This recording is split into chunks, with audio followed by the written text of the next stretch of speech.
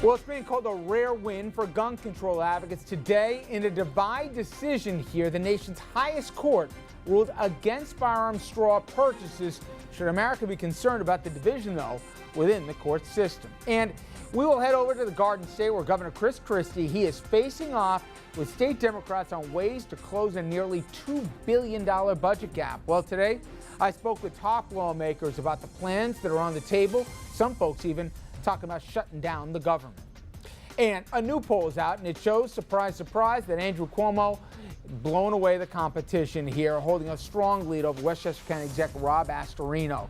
But the question is, when people learn more about Astorino, does this thing tighten up or not? We'll get into that as well tonight. Good evening, everybody, and welcome to RFL. I'm Richard French. Thanks for joining us.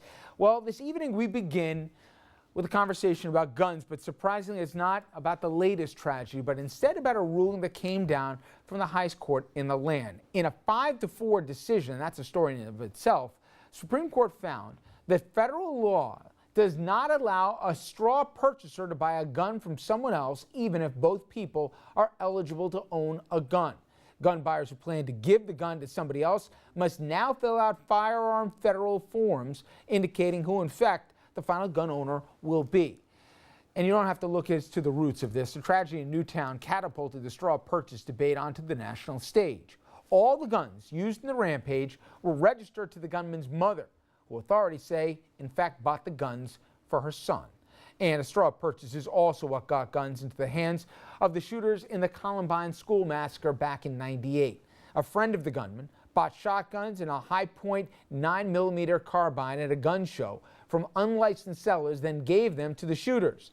They also bought another gun from a pizza shop worker who knew the teens were too young to purchase the assault weapons on their own. Well, today's Supreme Court ruling, it marks the second decision from this court that went against the gun lobby. Back in March, the justices ruled that a federal law aimed at keeping guns away from domestic violence offenders can apply even if their crime involved offensive touching. All right, I want to bring in the table on this conversation. We're joined by Brad Gersman, political consultant, founding partner of Gotham Government Relations, Dominic Carter, political journalist and author, and Andrew Whitman, senior political correspondent. Andrew, I start with you in that, to me, the headline of this wasn't that, you know, they upheld the ban against straw purchases. I just took that as kind of a fait accompli, that I thought that was established law. But that it was 5-4, and this thing could have gone either way. That, to me, is as much of a shocker as anything else here. Yeah, it's amazing. These cases, and they're proliferating up at the Supreme Court as gun advocates are trying to, really test the limits of the Second Amendment. But there are 4 votes on the Supreme Court that are going to vote in a pro-gun fashion, no matter what the case is, no matter how lopsided the evidence appears to be in the whole thing. Had it not been for Justice Kennedy, the other ramification of this is it could have made straw purchases legal everywhere in the country. It could have absolutely overturned that law. So and again, that's where we are in this debate. Make it user-friendly for somebody at home. If they say straw purchases, I kind of know what they're talking about. Explain. I buy a gun, but I'm not the guy who's going to use the gun, and I know that going into it. I'm buying the gun for Dominic, or I'm buying the gun for Brad, or I'm not buying only the gun singular, guns plural a lot of times, straw purchases. And straw purchases, one of the biggest uses of them are at these gun shows. It's one of the big gun show loopholes where people buy bulk weapons in states, let's say Pennsylvania, where you can do that, and then you drive them into New York City where it's illegal to have those sales, open up the trunk and sell them at will. It's sort of an unregulated Wild West kind of salesmanship. The gray area here is, let's say you buy a gun for your son or for your daughter or something like that as a gift. That may not be allowed under this ruling either. So we may not have heard the end of this whole thing. And this has been in the headlines for a lot of reasons, but Mayor Bloomberg made a point of this a few years back, didn't he? Yeah, he's been pushing on this for years. But he did an undercover sting investigation, right? He did in Pennsylvania, which is what led to the conversation about those guns being brought into the city, because it's such a pervasive problem in New York. That's one of the biggest routes for the underground gun market in New York City. Bloomberg wanted to close it. You guys believe that this is still up for debate? I mean, you can't go. I know the president talked about this past week. We can't go a week without talking about a kid bringing a gun to school, some lunatic opening fire on a college campus, pre-K. There's more of these types of shootings than there are weeks in the year, and we're talking about going backwards on what limited protections we have. I don't know, this thing caught my attention that this is crazy. Really? It didn't catch my attention at all. It's a step in the right direction. So it's a small victory when you look at the fact that it was a divided court. So let's take the victory for what it is. Just to maintain we'll the accept status it. quo. It's not like it's new Right, rules. right. But we got to take whatever little victories that we can get at this point. Because I don't really see any other victories around the corner as it relates to the gun control issue. You know, Bloomberg has been trying to lead on this issue, and he's put his money where his mouth is. What's going to happen next, Richard, I don't know. But it's not surprising to me at all that it was a divided ruling.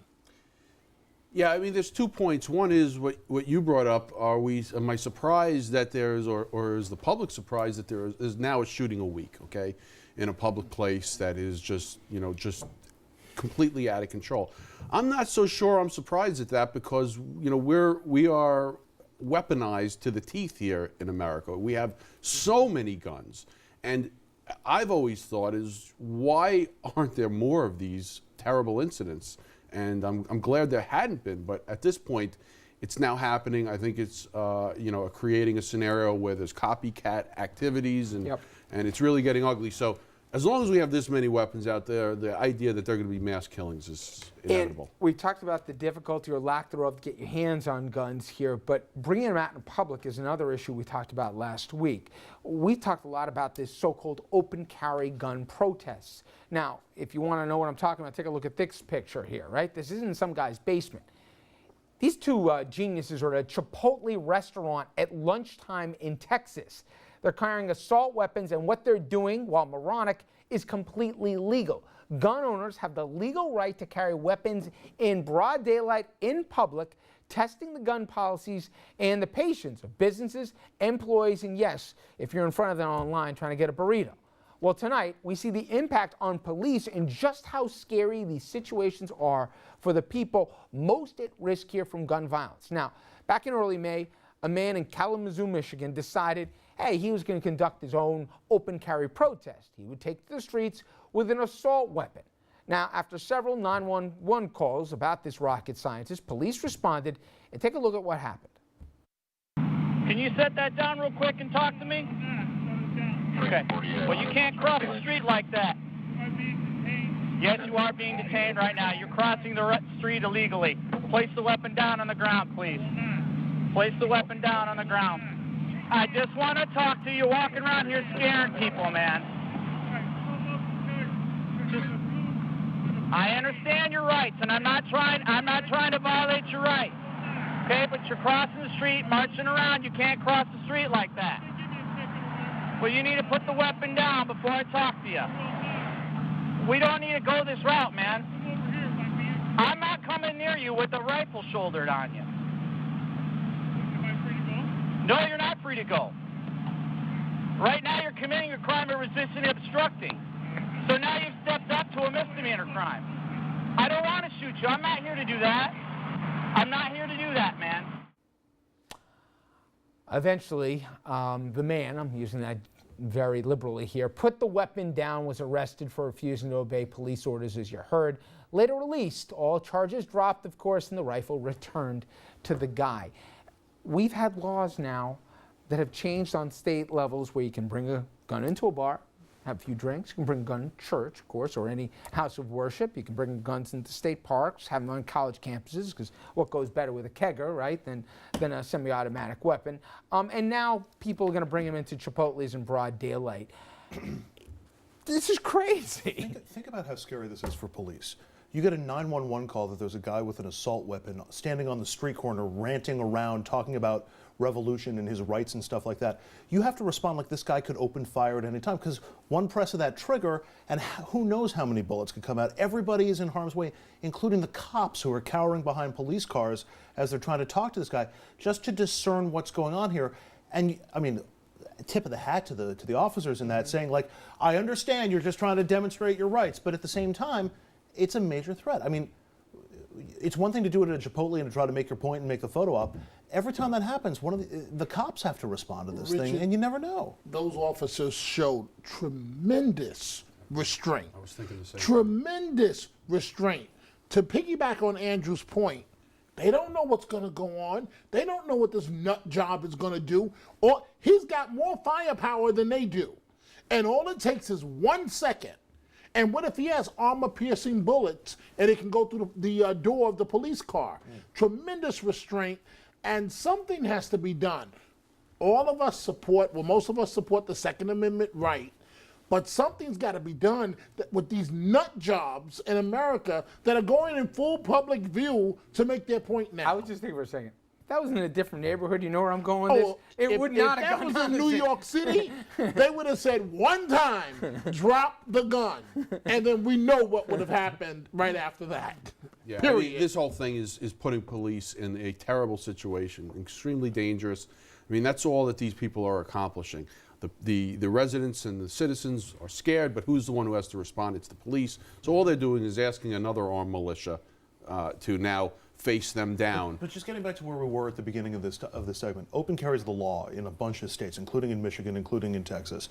You would think that just maybe keeping it to a handgun would be fine instead of having a machine gun around your back. But we're one Supreme Court justice vote away, one Republican president perhaps away from a 5-4 permanent majority that allows all of those rules to go through, including, you know, eliminating the straw purchase sale thing, allowing that forever. I mean, it's people think that those kinds of issues don't necessarily matter on a presidential election level. And you would think the district attorney in that community would at least go forward with disobeying the orders of a police officer, or perhaps resisting arrest, whatever charges that the officer stated. By the district attorney not going forward with any criminal charges, Especially when he's got video. And he's got video. Obviously for political reasons, then that only affirms this type of behavior. Well, then this has to roll up to the state legislature. The state legislature has to make changes. The police should be lobbying this, their own legislators.